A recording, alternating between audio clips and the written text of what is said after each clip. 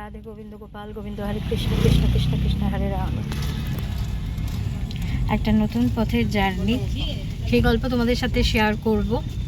তো এখন আমরা বাড়ি থেকে বেরোচ্ছি, অ্যাপ্রক্স কটা বাজে, 9টা বাজতে 10 মিনিট বাকি। তো চলো কোথায় যাচ্ছি আস্তে ধীরে সুস্থে বলছি। এখানে আমাদের হচ্ছে বাড়ির সামনে খুব জাগ্রত মন্দির। এটা আমরা যেখানেই যাই আমরা এখানে মাকে প্রণাম করে তবেই যাই। ওগুলো বলে দাও,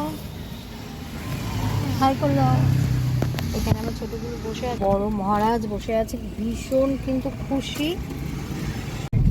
আমরা এখন রবির মোড়ে আছি। তো আমরা বলে দিই আমরা কোথায় যাচ্ছি। তো আমরা এবার যাচ্ছি লে লাদাখ। অনেক দিন ধরে ট্রিপটা প্ল্যান করেছিলাম, কিন্তু হয়ে উঠছিল না, সব কিছু মানে জীবনের বিভিন্ন অধ্যায় মিলিয়ে হচ্ছিল না। তো এবার আমরা ফাইনালি আজকে বেরিয়েছি অনেকটা রিস্ক নিয়ে বেরিয়েছি। কারণ হচ্ছে পুরো আপডেট তোমাদের দেব। এই সিচুয়েশনে বেরিয়েছি, হয়তো পজিটিভলি অনেকে অ্যান্সার দেবে, অনেকে নেগেটিভলিও বলতে পারো এই সময় কেন বেরিয়েছি। কিন্তু এই বেড়ানোর জন্য আমরা দীর্ঘ প্রায় 1.5 বছর, বলো 2 বছর, প্রায় 2 বছর আমরা কোথাও যাইনি। এই ট্রিপটা 2 বছর ধরে আমরা ইউটিউবে শুধু দেখে গেছি, যে ইউটিউবে দেখেছি। আর একটা বড় ট্রিপের জন্য তো খুব মানে ফাইন্যান্সিয়ালিও একটা ব্যাপার থাকে।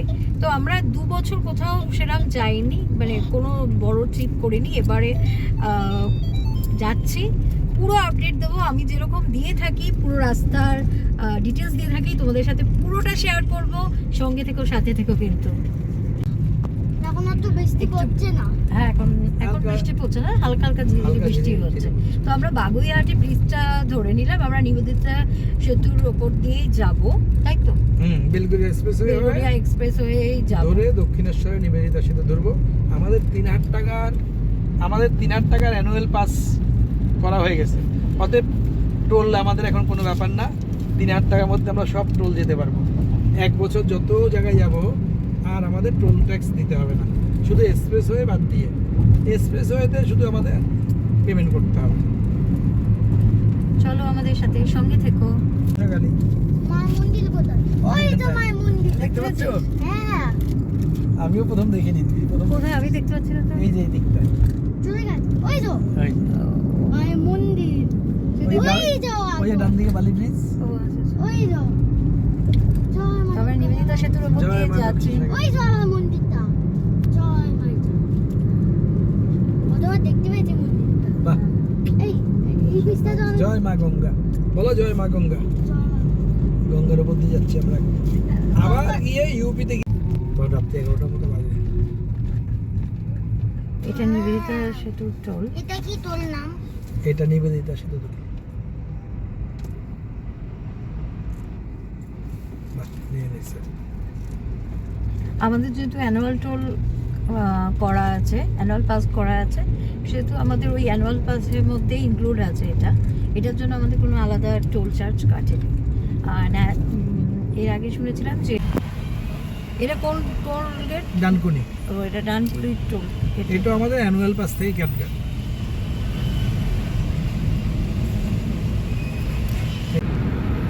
এই যে দেখাচ্ছে আমরা বেনারসে পৌঁছাবো সকাল 10:30টায়, কিন্তু মাঝখানে তো ব্রেক নেবো, আমরা খাবো, তো সেই জন্য খানিকটা সময় যাবে। তো বেনারস পৌঁছতে তো মনে হয় 11টা বেজে যাবে, বলো? আচ্ছা, আর এই ডানকুনি টোলটা কাটার পর প্রায় 55 কিলোমিটার কিন্তু এরকম স্ট্রেটই যাবো আমরা। রাস্তার কন্ডিশন এরকম, বেশ আলো আছে, কিছু জায়গায় একটু আলোর সংখ্যা কম, কিন্তু রাস্তা ওভারঅল মোটামুটি এই যে 55 কিলোমিটার তোমাদের সাথে শেয়ার করলাম, মোটামুটি ভালো। এখন এখানে চেকপোস্ট, যে প্রচুর ট্রাক দাঁড়িয়ে, ওয়েস্ট বেঙ্গল ঝাড়খণ্ডের বর্ডার। এটা যেখানে চেকপোস্টে আস্তে আস্তে গাড়ি। এতক্ষণ তো খুব স্মুথ চলে এসেছি গাড়িতে, খুব ভালো এসেছি। আর রাস্তা খুবই ভালো ছিল। এই রোডটায় আমরা এই প্রথমবার দুর্গাপুর রোডের উপর আমরা প্রথমবারই, তাই না? প্রথমবার জার্নি করছি। প্রথমবার জার্নি করছি, বেশ ভালো বড়ল রাস্তা। এতক্ষণ তো ভালো ছিল, কিছু পুরনো ব্রিজ আছে সেটার কনস্ট্রাকশন চলছে, কাজ চলছে। এখন বাজে কিন্তু- রাত 1:30। রাত 1:30। তো গাইস আস্তে আস্তে ভোর হয়ে গেছে, তো রাস্তা মাঝখানে কয়েকটা জায়গায় ডাইভারশন আছে। আমরা ধানবাদ থেকে 20 কিলোমিটার ডিস্টেন্সে আছি। দেখতে পাচ্ছ এখানে বেশ পাহাড় দেখা যাচ্ছে, আস্তে আস্তে আলো ফুটে গেছে, দেখা যাচ্ছে কিনা জানি না, এখনও ভালো মতো মোবাইলের ক্যামেরা তো ভালো বোঝা যাবে না। রাস্তা কিন্তু ওভারঅল ভালো। 2-3 জায়গায় আমরা ডাইভারশন নিয়েছি, ওই ডাইভারশনের জায়গাটা রাস্তা খুবই খারাপ। 2-3 জায়গায় খুবই খারাপ, সেই জায়গাটা খুব কেয়ারফুলি গাড়ি চালাতে হবে। আদারওয়াইজ কিন্তু রাস্তা কিন্তু মোটামুটি অ্যাভারেজ ভালোই বলা যায়, বলো? হ্যাঁ, তবে ঝাড়খণ্ডে রাত্রিবেলা তেল দিচ্ছে না, এটা মাথায় রেখে সবাই আসবেন। ঝাড়খণ্ড, হ্যাঁ এটা ঝাড়খণ্ডে নাকি নতুন রুলস হয়েছে যে রাতের বেলায় কোনো পেট্রোল বা ডিজেল কিছুই দেওয়া হবে না। তো এটা মাথায় রেখে বেরোবে। আমাদের তো এটা জানা ছিল না, তা আমাদের এটা একটা অভিজ্ঞতা হলো, তো আপনাদের জন্য এটা ইনফরমেশন রইল। এই যে ডাইভারশনের কাজ চলছে, এখানে না রাস্তার অবস্থা কিন্তু একদম ভালো নয়। এই যে খুব খারাপ অবস্থা এই জায়গাটা। এরকমই বেশ কয়েক জায়গা পড়বে ডাইভারশনে, সেই জায়গাটুকুই মানে রাস্তাটা খুব, যেমন ওয়েস্ট বেঙ্গলটা বেশ ভালোই ক্রস করে এলাম ডাইভারশন থাকা সত্ত্বেও, কিন্তু ঝাড়খণ্ডে বেশ অনেকগুলো জায়গায় আর ধানবাদে ঢোকার ঠিক আগে এরকম ডাইভারশনের রাস্তাও হচ্ছে, কনস্ট্রাকশন কাজ চলছে এরকম, কিন্তু ডাইভারশনের জায়গাটাও বেশ স্মুথ নয়। উচিত এখানে স্মুথ করার কারণে বড় বড় গাড়ি যাচ্ছে, কত বড় বড় গাড়ি, সেখানে রাস্তার কন্ডিশন একটু ভালো হলে ভালো হতো। গুড মর্নিং, 5:09 বাজে এখন। দেখো সামনে তাকাও তো, আবার এই গাড়িটার কি ধোঁয়া উঠছে গো, কালো। চালাচ্ছে দেখে। হ্যাঁ, ওকে পুলিশ আটকায় না। ব্রিজের উপর কি অবস্থা, এগুলো ঠিক করে না কেন? না চলো, হাই রোড, টোল দিলাম একটু আগে। কি অবস্থা। রাস্তা তো ঠিক, পুরোনো রাস্তা, তো রাস্তা ঠিক করে।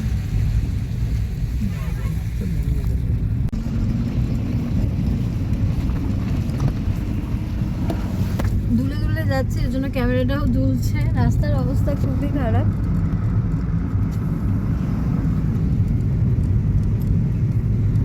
ডাইভারশন আছে, প্রচুর ডাইভারশন আছে।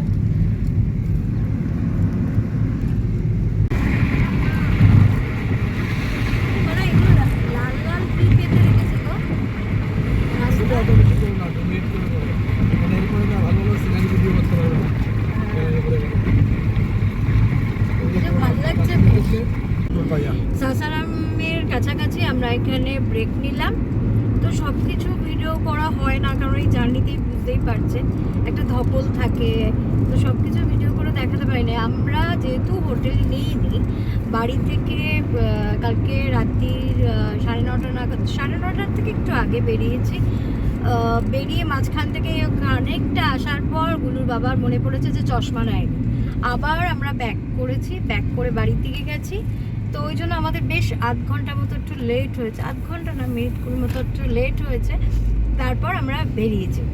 তো সারা রাতে আমার মনে হলো যে রাতের বেলা রাস্তার কন্ডিশন দেখিয়ে ঠিকমতো বোঝানোও যাবে না, তো সেই জন্য ভিডিওটা খুব একটা করিনি। তবে মুখে বলে দিচ্ছি রাস্তা কিন্তু ওভারঅল ভালো, কিন্তু ঠিক ঝাড়খণ্ডে ঢোকার পর, বলো ঝাড়খণ্ডে ঢোকার পর এক ডাইভারশন পড়বে, সেখানে কয়েকটা ডাইভারশনের যে মানে বাই ওয়ের যে রাস্তাগুলো সেগুলো ঠিক নেই, এবং খুব কেয়ারফুলি, ভীষণ কেয়ারফুলি ওখানটা গাড়ি চালাতে হবে, বিশাল বড় বড় গাড়িটা। ওভারঅল আমরা যে সাসারাম অব্দি এসেছি ওই 4-5টা জায়গা বাদ দিয়ে বাকি কিন্তু সব জায়গায় রাস্তা কিন্তু মোটামুটি ভালো। আরেকটা কথা যেটা বলার ছিল, এখানে যেহেতু হাইওয়ের ওপর দিয়ে সাইড দিয়ে রাস্তা আছে, তো এখান থেকে কিন্তু অনেক গাড়িও চলে আসছে। এটা হচ্ছে বিহারের last toll, Sasaram toll plaza. তো এটার পর দুটো রাস্তা দেখাচ্ছে, একটা হচ্ছে কানপুর হয়ে, আরেকটা হচ্ছে লখনৌ হয়ে। তো আমাদের একজন ট্রাক ড্রাইভার বললেন যে আপনারা কানপুর হয়ে যান। তো কানপুর হয়ে দেখলাম যে রাস্তাটা অনেক টাইমিংটা কম দেখাচ্ছে, এখান থেকে সোজা যেতে হবে উনি বললেন। তো কানপুর হয়ে আমরা যাচ্ছি, আমরা আর তাহলে ওইটা কি জানো পূর্বাঞ্চল এক্সপ্রেস হয়ে ধরবো না, সোজা যাব। চলুন আজকে সব ভিডিওতে আমি দেখেছি পূর্বাঞ্চল এক্সপ্রেস হয়ে, তো ওটাতে দেখলাম গুগলেও টাইম বেশি দেখাচ্ছে। তো আমরা এই জন্য এটা যাওয়া যাবে।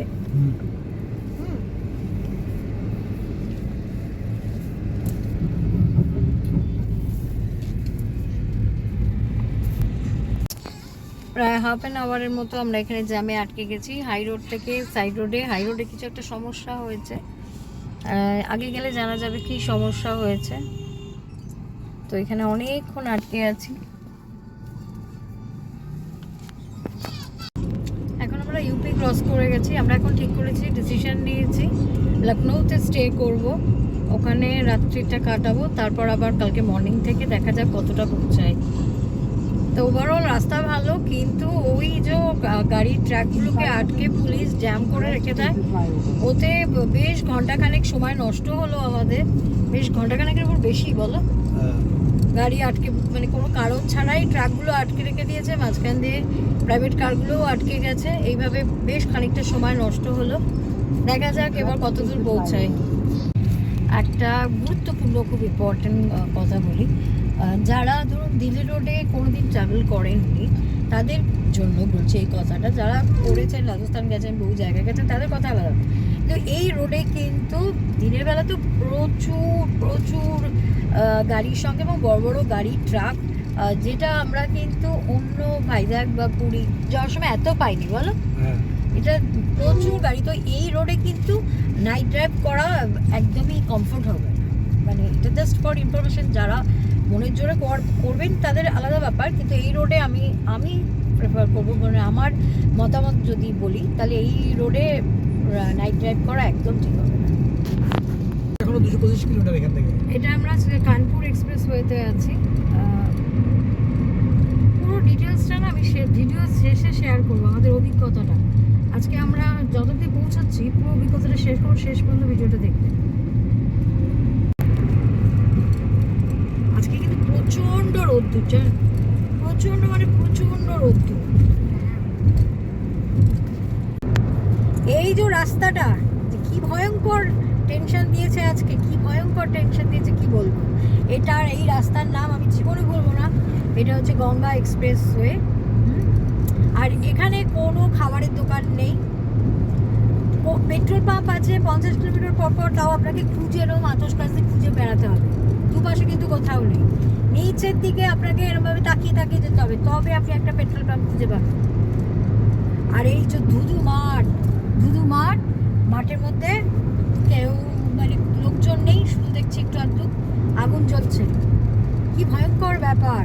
এখন তো সন্ধ্যা হয়ে গেছে, কিন্তু আমার ভিডিও করতে তখন মনই চাইছিল না। রাস্তা শেষ হয় না, 486 কিলোমিটার।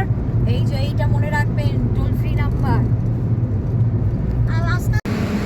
আমরা এখানে ছিলাম রাত্রি 12টার সময় এসেছি, এটা নয়ডাতে, নয়ডা সেক্টর 53-তে। তো আপাতত এখান থেকে আমরা রওনা দিচ্ছি। আমরা আগে ভিডিওতে আপনাকে বললাম, আপনাদের জানালাম যে আমরা নয়ডাতে উঠেছি, কারণ আমাদের এই যে গাড়ির কাজটা, কালকে একটা ট্রাক লেগে পুরো ভেঙে গেছে উইন্ডো গ্লাসটা। তো এখানে একটা হুন্ডাইয়ের সার্ভিস সেন্টার আছে, সেখান থেকে আমরা গাড়ির কাজটা ঠিক করব, তারপর আমরা রওনা দেবো পাঠানকোটের উদ্দেশ্যে। এবং কালকে আমরা নয়ডা অবধি এসেছি, সারা রাত ড্রাইভ করেছি, মাঝখানে হল্ট করেছি, একটুখানি রেস্ট নিয়েছি, তারপর আবার সকালবেলা একটু রেস্ট নিয়েছি, তারপর রাত্রি 12টা নাগাদ আমরা এখানে এসেছি। এখান থেকে আমরা কতটা যেতে পারছি পুরোটা ডিটেলস দেবো, পুরো ভিডিওটা দেখবেন। তারপর এছাড়াও আমার কাছ থেকে অনেক ইনফরমেশন পাবেন রাস্তা সম্পর্কে, আমাদের অভিজ্ঞতা সম্পর্কে, এভরিথিং শেয়ার করব, সঙ্গে থাকবেন। এখন আমরা হুন্ডাই যে সার্ভিস সেন্টারে যাচ্ছি। তো এই যে নয়ডাতে এখানে কিন্তু ট্রাফিক ব্যবস্থা, সামনে ট্রাফিক ইয়া আছে কিন্তু দেখুন। তো গাড়ি ভীষণ ফাস্ট চলে, ভীষণ ফাস্ট, মানে কমিউনিকেট করা মানুষের মধ্যে আমার মনে হয় আমাদের কলকাতা এর থেকে ফার বেটার। হ্যাঁ, যেখান সেখান থেকে গাড়ি ঢুকে যাচ্ছে, কোনো সিগন্যাল নাই, কোনো সিগন্যাল মানে না। হ্যাঁ, তো বিশেষ করে এই টোটোগুলো একদমই কথা শোনে না, দেখছে সিগন্যাল ওইটা, এই যে মাঝখানে নেমে পড়ছে, মাঝখানে একটা ট্রাফিক গুরুত্বপূর্ণ সিগন্যালের পয়েন্টে গাড়ি থামিয়ে দিল। এটা কিন্তু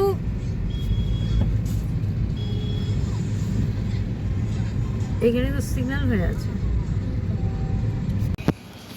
দুটো সেম কালারের হয়নি, একটা হোয়াইট হচ্ছে তোমাদের কাছে স্টক নেই, কিন্তু এটা পাহাড়ে ওঠার জন্য লাগবে, তাই জন্য আমরা এখান থেকে করিয়ে নিলাম, পরে এটা কালার করা যায়। এটা নয়ডাতে।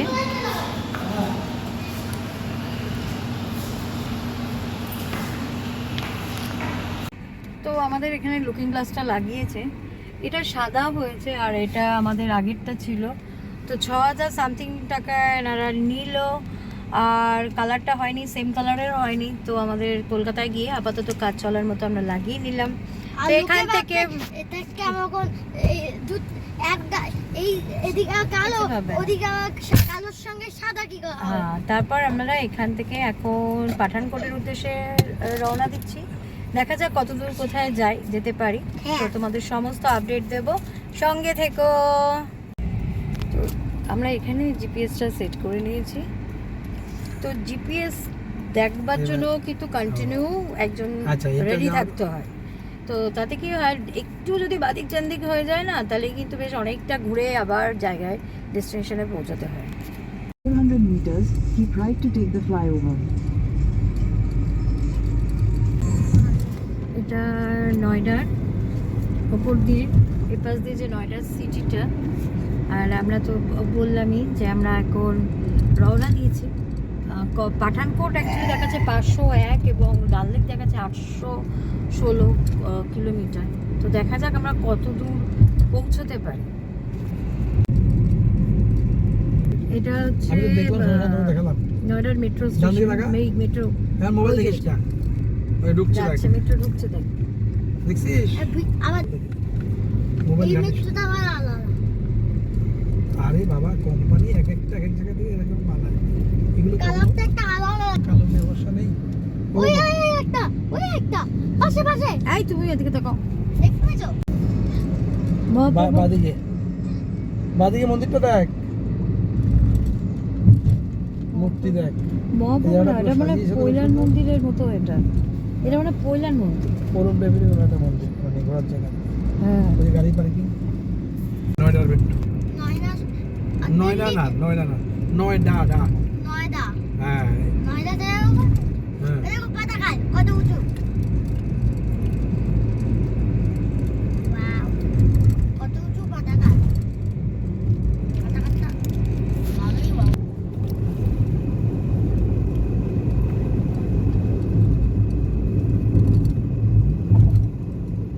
এই গ্রিন সাইন বোর্ডগুলো অবশ্যই দেখবেন, যদিও এদিককার রাস্তাঘাটের যে বোর্ডগুলো, আমরা যেহেতু প্রথমবার আসছি নয়ডাতে, তো অনর্গল নয়, কাছাকাছি যখন ডিরেকশন দেয় তখন সেই রাস্তা সম্পর্কে অনর্গল নয়, কিন্তু গুগল ম্যাপটার সাথে আমাদেরকে মানে ভালো করে বুঝতে হবে।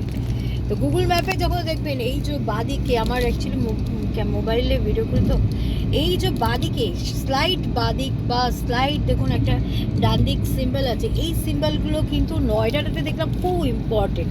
কেন বলছি, কারণ নয়ডাতে একই রাস্তার উপর 3 দিকে রাস্তা, সেটা সব জায়গায় থাকে, কিন্তু একটা ব্রিজ এদিক দিয়ে যাচ্ছে, একটা ব্রিজ ওদিক দিয়ে যাচ্ছে, মানে একদম কাছাকাছি 3টে রাস্তা, মানে পাশাপাশি 3টে রাস্তা 3 দিকে যাচ্ছে, ডিরেকশন যাচ্ছে।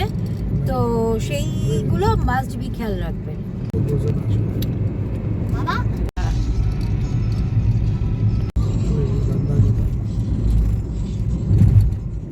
Toll gate.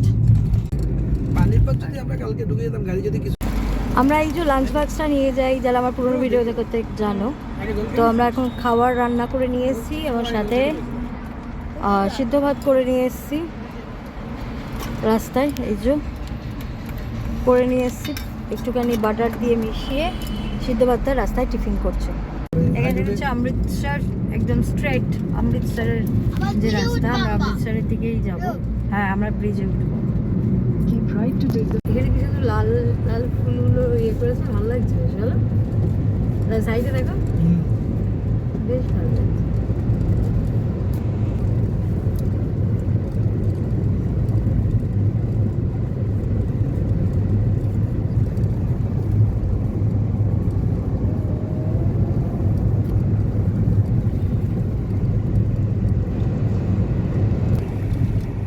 মন্দির আর একটা পেট্রোল গাড়ি বাদ নেই জানা। বেশ অনেকগুলো রাস্তায় কিন্তু মানে বেশ অনেক কিলোমিটার, মানে আপনাকে একবার বাদিক একবার ডান দিক, একবার বাদিক, মানে অন দ্য হাইওয়েতেই বলছি, বাদিক মানে বাদিকের রাস্তাটা হয়তো অন্য দিকে গেছে এরকমভাবে ইয়ে আছে। সে অনেক মানে জায়গায় কিন্তু বেশ অনেক কিলোমিটার বা 20 কিলোমিটার মতো হাতে রেখে দিতে হবে গুগল ইয়েকে। এখন যেমন আবার অনেকটা লেট আছে, 12 কিলোমিটার মতো স্ট্রেট আছে। তো এই রাস্তার ক্ষেত্রে কিন্তু গুগল ম্যাপটা কিন্তু অবজার্ভ করতে হবে খুব ভালোভাবে। কালো আরে ডান দিকে তাকা, ওই যে তখন এখানে এইরকম কিন্তু দিল্লি রোডে আমি ভাবতে পারি আমরা হাইওয়ে পেয়েছে, এরকম প্রচুর রিং রোডের মতো ঘুরে ঘুরে ঘুরে ঘুরে ঘুরে ঘুরে এখন সোজা আমবেলা বাদিকে ঢুকে যাবে আমবেলা। আমরা এখন পাঞ্জাবে আছি। এই রোডটাও অন দ্য ওয়ে এসছি, এখানে গাড়িটা দাঁড় করিয়েছি। এনারা এত ভালো, এই জন্য আমার পাঞ্জাবি মানে যারা পাঞ্জাবি তাদের ভীষণ পছন্দের, আমার ভীষণ ভালো লাগে। আমাদেরকে নিজে ওখান থেকে খুব কম যে যারা নিজের চেয়ার বের করে দিল, বলে আপনারা কলকাতা থেকে এসছেন ভিতরে বসুন, আমরা রাজি হইনি, কারণ আমরা ভিতরে দোকান আর আমি ছেলেকে খাওয়াবো, তো বাবাই খাওয়াচ্ছে। এই যে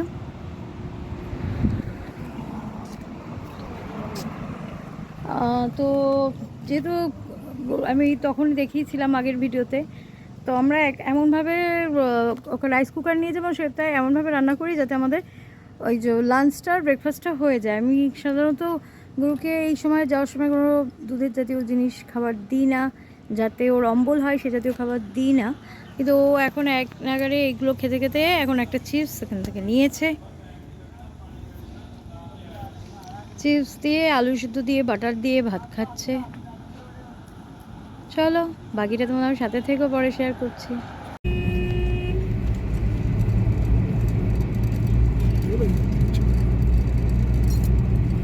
এখন আমরা পাঞ্জাবের উপর দিয়ে যাচ্ছি, সামনে হচ্ছে লুধিয়ানা, এক একটা রাজ্য ক্রস করছি। বাবা আপা ভিজে নাকি না নামটাই শুধু আলাদা, যেন মনে হচ্ছে এটাও আমাদের সেই আমারই পাড়া, আমারই পাঞ্জাব শহর। জায়গাটার নাম।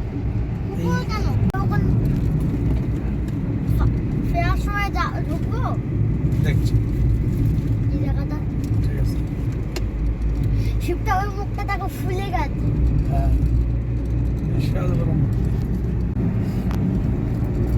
এখন অ্যাপ্রক্স 7টা বাজে, মানে এই যে 6:53 বাজে, কিন্তু এখানটা কিন্তু আমার মোবাইলে এরকম ইয়ে লাগছে, কিন্তু এই দেখুন এখনও সূর্য উঠে গেছে, সূর্যদেব এখনও দেখা দিচ্ছে, এখনও অস্ত যায়নি, ঘুমিয়ে পড়েনি। তো এদিকে প্রায় 7:30টার পর কিন্তু এখানে সন্ধে যাবে। আমাদের কলকাতায় যেমন 6টাতেই সন্ধে হয়ে যাচ্ছে, এখানে কিন্তু 7টাতেও সূর্যদেব কিন্তু সবাইকে দেখা দিচ্ছে। দেখতে পাবি না হাইওয়েতে আছে তো দেখতে পাবি, যদি লাইনটা করে ঢুকে যাবে। এটা মানে কাশ্মীর যাওয়ার ট্রেন মনে হয়, হ্যাঁ বা কাশ্মীর পাঞ্জাব অমৃতসর যাওয়ার ট্রেন।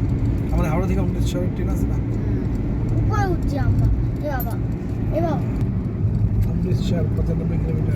পাঞ্জাবের এই যে পাঠানকোট এলাকা বা পাঠানকোটের আগে যে আমরা এলাম, পাঞ্জাবের পর থেকে কি পাঞ্জাব পাঠানকোটের কাছাকাছি। সোনার সোনার দাম এত বেড়ে গেছে না। এখন বাজে রাত্রির 8টা, তো এখন আমরা অন দ্য ওয়ে পাঠানকোটেই আছি। তো পাঠানকোটে কিন্তু প্রচুর হোটেল আছে, তো এখানে প্রচুর খাবার দাবার দোকানও আছে, এমনি লোকাল যে সে সমস্তও আছে, বেশ জমজমাট। আমরা যেটা গঙ্গা এক্সপ্রেসওয়েতে গিয়ে যেটা কিছু পাইনি, একটু মানে একটা পেট্রোল পাম্পও খুঁজে খুঁজে বার করতে হয়েছে, কিন্তু এই ওয়েটাই কিন্তু বেশ অনেক দোকানপাট আছে, সব কিছু আছে, এভরিথিং মানে খুব অ্যাভেলেবেল। খাবার দোকান, প্রচুর খাবার দোকান আছে এখানে। পাঠানকোটটা আমি তখন দেখতে পাচ্ছি ভিডিও করতে পারছিলাম না, কারণ আমার এখানটায় জিপিএস, আর এখানে অনেক সময় নেট থাকছে না। তো এটা কিন্তু পাঠানকোটের বেশ 7-8 কিলোমিটার নয়, 5 কিলোমিটার বাকি থাকতে পাঠানকোটে হচ্ছে কিন্তু পাহাড়ি এলাকা, মানে কাশ্মীর অন দ্য ওয়ে যে ঢোকার, সেটা কিন্তু পাহাড়ি এলাকা। এখন আমরা পাহাড়ি এলাকার মধ্যে ঢুকে গেছি। এই যে বেশ বড় বড় পেট্রোলের গাড়িগুলো যাচ্ছে।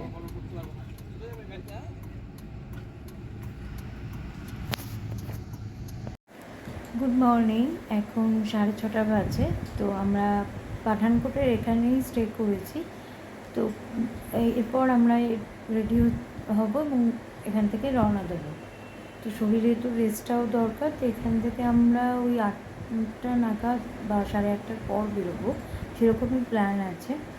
আজকের ব্লগটা এখানেই শেষ করছি, এরপরের ব্লগটা কালকে আবার দেবো। তবে এখানে হয়তো নেট কানেকশান থাকবে না, তাই ধীরে সুস্থে পুরো সিরিয়ালি ব্লগগুলো আপনাদের সাথে শেয়ার করব। সঙ্গে থাকবেন এবং আমাদের চ্যানেলটা প্লিজ সাবস্ক্রাইব করবেন এবং দেখতে থাকবেন। পাঠানকোটের এখানে কিন্তু প্রচুর হোটেল আছে, মানে পরপর তো পুলিশ চেকপোস্টের পরেই দেখতে পাবেন প্রচুর হোটেল ডান দিক বাঁ দিক। আসার সময় মানে কাশ্মীরে ঢোকার সময় ম্যাক্সিমামই হোটেল ডান দিক, কিন্তু সাইড দিয়ে বেরোনোর জায়গাও আছে। 1000 থেকে 1400-1500-র মধ্যেও এক রাতের জন্য বেশ ভালোই এসি রুম অ্যাভেলেবেল।